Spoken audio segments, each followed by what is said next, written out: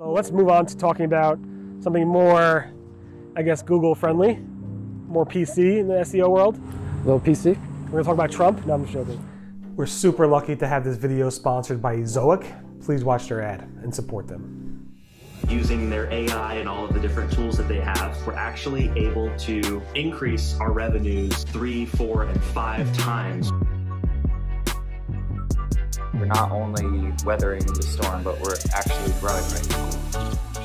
So you want to talk about like conversions and how important it is? Can you talk a little about that? So one of the things that we've noticed over the years, my analysts, developers, myself, is that Google, and they claim that it's not, I'm sure the jury's still out on it, that Google doesn't use user experience as part of the ranking algorithm. And the fact that most websites have Google Analytics on it, Google can see that information. Whether or not it's true, it's kind of like the argument back late 2000s, early 2010s, where social signals, you know, some were staunch and said, no, it doesn't work. Some were like, yes, it does work. Google even was like, the Google Plus team was like, Google Plus works. And the Google search team's like, no, Google Plus doesn't work. Exactly. Yeah. and all digital marketers were building out Google Plus pages just to see what would happen and trying to test and things like that. I think it was part of the algorithm. I think it still is part of the algorithm. It's just not a major part of the algorithm. It's part of the score. UX, you're saying? Yeah, the UX, where people are getting on, what the bounce rate is, if they're clicking through, if they're converting, things like that. Because in analytics, you're setting up goals, you're setting up conversions. So Google sees all that information. To think that they're not using that as part of the algorithm, I think is kind of foolish. So you think when I ask Google, do you use Google Analytics data? Do you use Google like Chrome data outside of the speed metrics and stuff like that? And they say, no, we're not using Google Analytics data for search, and we're not using Google Chrome data outside of the Crux stuff. You're saying you think they're lying? I think so. You think so? Yes. It's funny how many people I've interviewed that said the same thing. It's just, yeah. I tend to believe everybody that tells me everything because I'm gullible. Right. So it's interesting. So you think that, I mean, Google's like it's just a correlation, a site that has a very good, you know, user experience, that has great conversion rates, that has, you know, very little pogo sticking. Once people go to your site and they like it, in general, it's going to rank better because of all the other signals they have. Exactly.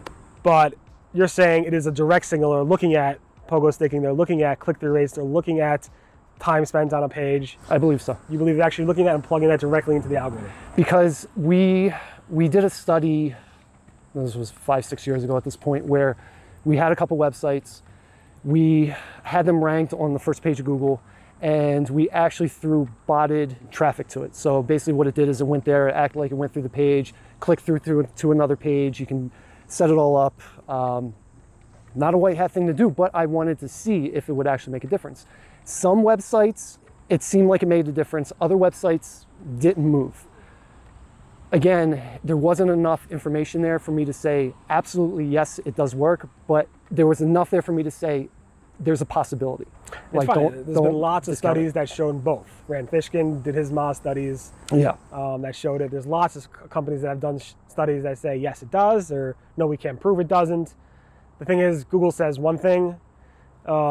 Studies may imply other things. We don't know. Either way, it's a win-win situation. Make a site that converts well, that has really great user experience, and your users will be happy, and hopefully, you know, Google will be happy. I mean, if you think of it like this, if you are ranked #1 for a very large and competitive keyword that gets a lot of traffic, and Google sees that they're clicking on the first one, landing on the page, but immediately backing out, and then they're going to the second, they're going in, and then they convert, or they go to the third and they convert several pages deep into the website, would it not make sense, with the logic behind it, say, okay, the one that we have at first might not be the best. Perhaps we should move a little bit lower and move these other ones up because we're seeing these conversions, we're seeing people click through. It makes sense.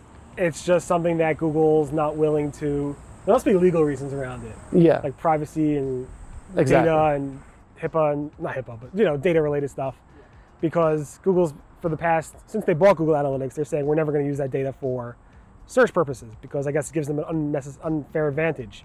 And even in the congressional hearing, which was like a few weeks ago, Sundar Pichai from Google, the CEO, was asked about that, and he was like, no, we don't use that specifically. It's used for us to analyze to see if our search rankings are doing well in hindsight. But again, It goes back. A lot of SEOs, a lot of SEOs in general, don't believe Google. So it goes back to the Matt Cutts days, where pretty much anything that Matt Cutts said, I did the exact opposite to see what would happen. Not to client sites, but on websites that I built out just for testing purposes. You met Matt Cutts ever? You went to the conference? No, just through his tweets. If you have, no. Yeah, no, it was through his tweets and things like that. But okay. I'd always watch.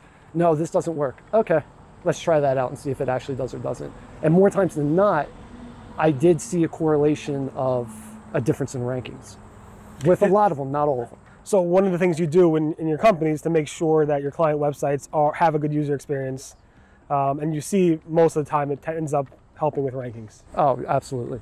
Absolutely. We had a particular client restaurant in Midtown, New York. They had a website before they signed on with Synergist, and we completely rebuilt the website. They were doing roughly maybe about 1,000, 1,500 visitors per month. They weren't clicking any further than the menu or off the first page. We completely rebuilt the website under instruction from their PR company, Bay PR. And within 2 months, just because of the SEO we did, but they were also running paid ads and the UI experience, they went from 1,500 to about 3,800 on average in 2 months' time. And I assume some of that was technical SEO also, right? Absolutely. Absolutely. Yeah, there was no technical SEO before. It was seemed like a fly-by-night type of website. They rose to a level where they needed something that was at the level that their business was at. Right. Makes sense. Makes sense. Any other parting words you have before we... the quality raters, guidelines, this all ties back into that. Is that something like you have on your list saying, let's follow these guidelines to make sure we are meeting all those metrics that the quality raters want to meet, or it's not that important? Some SEOs say it's not important, some SEOs say do. It is to a degree. So the philosophy with the Synergist is, if you're going to pay X amount of dollars, I want to make sure whatever service that we're doing for you pays that back, and then you get ROI on it. So we always back into those numbers. The only other thing I could tell digital marketers, agencies, things like that, is buy a bunch of domains that have never been bought before, crazy, something that wouldn't get ranked in Google, and test. And at any given time, from 2000 2010, I had anywhere from 5 to 10 websites, testing websites, going at one time, constantly just testing, apart from affiliate, Amazon, things like that.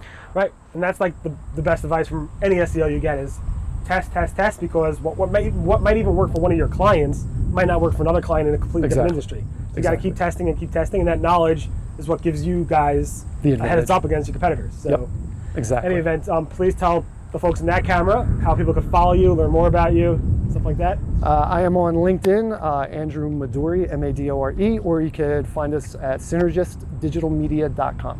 Thank you very much for being here. I appreciate it. Thank you. Be safe. It's a pleasure. So that was Drew. I love it when old-time SEOs talk about black hat stuff. It just seems like black hat is not what it used to be. He's basically saying the truth. Just test.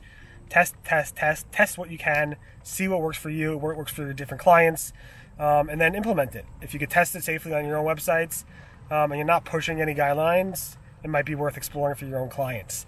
Hope you enjoyed that interview and a little bit of the drone footage.